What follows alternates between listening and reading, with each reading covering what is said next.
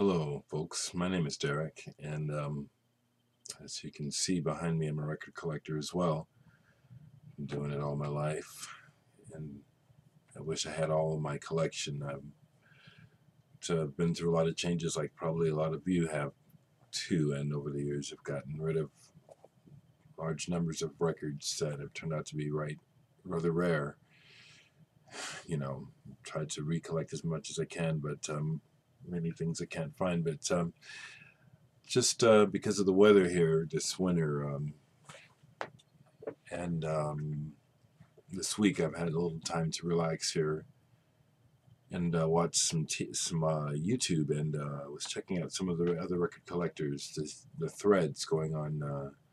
Started out by Mr. Hall of Fame, etc., etc., and it was inspiring to see that there's other folks.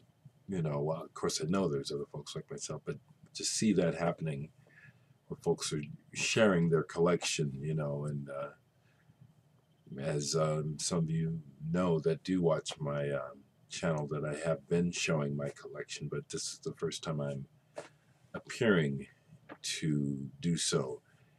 I thought what I'd do is, since this is where I like to sit in my music room, computer room, this is where I record music as well. I am a musician, and probably should blow my horn a little bit more. I am pretty low key about it, but I do play music, and thought I'd share. I've got my records right here in my USB turntable, and just show you what I'm listening to, what's sitting right here at my feet. I have quite a few records, not just behind me, but in every room of the house, damn near. A lot of room. But I'm listening to this band Tongue, Good Arrows, British band that incorporates electronics very nicely with the what you hear. This is them. That's what I'm going to play while I'm talking. This is some good stuff.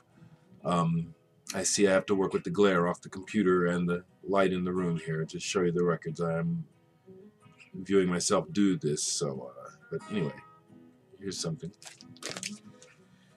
Just yesterday, for some reason, I felt like playing some Sisters of Mercy, so I pulled out Body and Soul.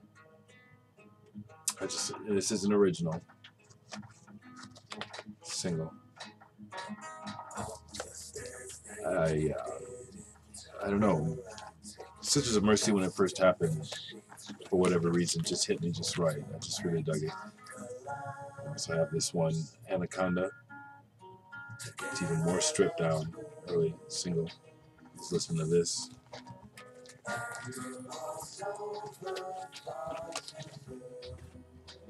Last night I, for some reason, decided to pull out the Lynn County.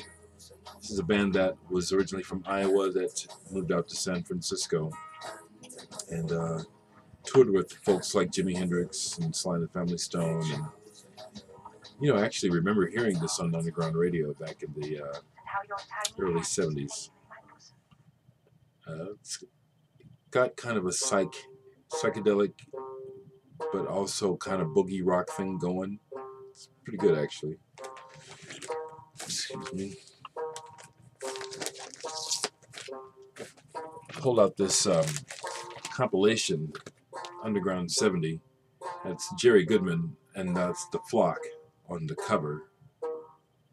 And this is a German comp put out by CBS. I love colored vinyl, and so when I found this, I had to grab it. That's Al Cooper on the label. Let's play in Chicago off of this. The band Chicago. Their early stuff was really quite good.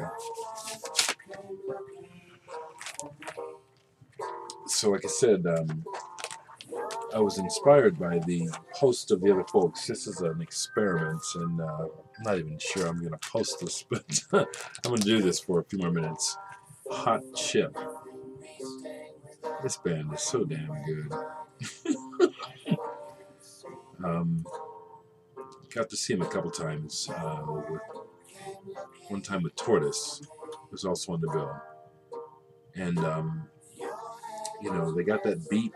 You know, I just love it. You know, Joe, the kind of chubby guy, seems to be like the he and I can almost say the other guy's name, the guy that reminds me of Mother's Bar from Devo. But you can really tell that when those guys are jamming, the music's right. When you see him live, he just has this way of moving to the beat. But anyway, this is a great album. A warning, I had to look at it to tell you the title. I'm a long-time listener of improvisation and jazz, and was really happy recently to pick this up. Alvin Curran, Andrea Santazzo, and Evan Parker. Doing a thing called Real Time. I'm trying to start. Yeah, it's good music. I'm turned down. On the Ictus label, which is hard to find. But in Omaha, there's a store called the Antiquarian, used record store, and they get it right quite a bit, because they also turned into this Joe McPhee pole music, doing oleo, doing a rather out version of it, among other things on here. The Hat label. These records are hard to come by in this part of the town, in this part of the country anyway. Some good a good cross section of improvisation and innovation going on that label. Man, I was real happy to get this. Manfred Schuf, the early quintet, man. German jazz, German free jazz. Check out who's on the drums, man. If y'all know anything about music, that's Jackie Liebezeit from Cannes. These recordings were made in 1966. This is him doing free jazz, man, before he even joined Cannes. This is boss. I was really, really jazzed to get that. I've always liked, for a number of reasons, the 60s, the Beatles. You know, the Beatles were a big influence on me. So all through the 60s, Sunshine, through that pop, the best of the Sunshine pop, you know, I love that stuff, you know, including the Association and all that stuff, Harper's Bazaar. This band never had any hits, but they're called Design, and it's from that time period. I think they're American, but no, well, actually, no, I don't know that. I don't. I was really happy to find this record, and the Free Design, if you've ever heard of the Free Design, it's kind of like that. A really good writing, wonderful harmonies, singing like everything is just fine, which it, of course, never is. But that's the beauty of music, that it has that magic. It can take you to those places that just help make life worth living, really. That's what I have to say about it. I've had this for a while, and I just pulled it out. It's a band called Team Doyobi. I actually still don't know really anything about them. I read about them on Wikipedia, and I forgot what I read. But it's electronic, not sounding like anyone, you know, not a Depeche Mode thing. Yeah, it is decidedly German sounding, though. It's kind of beat oriented and makes, I don't mean this belittlingly, but it does make one think of what the people are probably wearing and the haircuts they might be styling with this music. Kind of a new way, I don't know. I better stop while I'm ahead. Excuse me, got a cold. I really like psychedelia. Always have liked, you know, long before the drug thing happened, you know, as a kid, just hearing the Beatles turn on, you know, from the beginning of Rubber Soul, you know, hearing Small Faces, hearing Ted Nugent and the Amboy Dukes, Journey to the Center of Your Mind, hearing MC5, hearing the early stuff. I've just always liked freakbeat psychedelia. Yeah, I still do. I just, you know, with my black ass. Who knows? This is fun. But I just recently finally got a copy of this album. I've had The Litter. This is the album called Emerge. The letter came out in 1970. I think it's a Detroit band or Michigan, Minnesota, Midwest band, but I've long had a promo copy of the song Blue Ice off of here. Finally picked this up in really pretty decent shape. And it's just a great old rockin' album. It really is. They do a cover of Buffalo Springfield for What It's Worth, which is actually not the best thing on the album. It's the originals that really shine.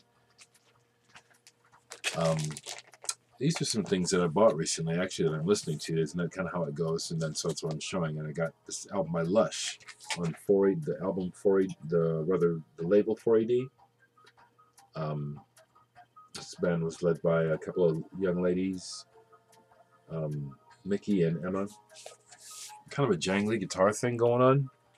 Some of the songs really stood out. Their first EP, which I have on CD, Ethereal, I believe the name of it, is what really I liked about them. But just picked this up recently on vinyl. I had forgotten how much I liked this record by Peter Murphy. Love Hysteria. What year is this? I have to put on my glasses. It's late 80s. This is damn good. It was originally with the band Bauhaus, with the song Bela Lugosi's Dead, among other songs.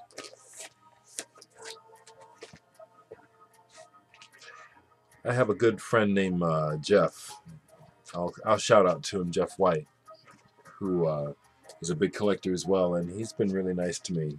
We've been trading music in many different ways, and he'll just come over with these records that he gives me, and he brought this over, Shocking Blue. They had the hit Venus. I just love this record. I've never owned a copy of it. I really love the label, Colossus, and so it was really cool to get that. Get my first record on this label. He brought that over, plus the next record I'm going to show you, which really blew my mind, because it was something I didn't think I was ever going to find. I was thinking about this, watching one of the threads where people are talking about, most elusive records. Well, this is one of mine, and my friend Jeff gave it to me, completely unbeknownst to me. He just brought it over. It's The Story of Genesis. It's a Japanese compilation, 2-record set on Famous Charisma that I just have not seen a copy of it, within my reach, except for one that belongs to a friend of mine who I won't say, who I asked a long time ago would he sell it, and you should let me check out the price. I don't know, and so I just but he brought this over, and this is just the bomb. It's got the booklet and everything. Here, let me just get this together. Yeah, it's just so nice. Yeah, I had to play the whole record. Although I've heard the songs a million times as a true Genesis fan, I still had to play that. Recently picked up a couple albums by this band, Rachel's. Really good band. Kind of, I don't want to say neoclassical, but there's elements of classical. The pianist seems to be kind of, not really, well, yeah, it's the pianist thing, Rachel. And this is some good music. I got this one, Rachel's Handwriting LP. Really, really nice pressing. And also The Sea and the Bells. This is beautiful. Rachel's. This is beautiful. Really nice.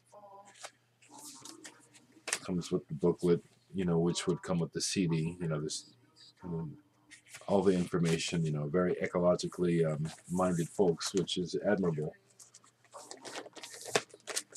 Because some folks say, "Who's got some time for that?" What you got to do, what you can do. Just do a little bit more because this is going on 15 minutes. Just looked at the time. One more thing that I found recently, I was happy to find that I didn't even remember seeing, was Yardbirds' Little Games.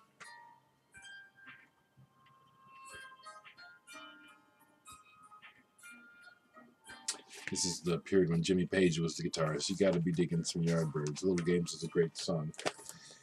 So, That's it for me for this time. If anybody wants to leave feedback, tell me how to do this or if it was even cool. That'd be great.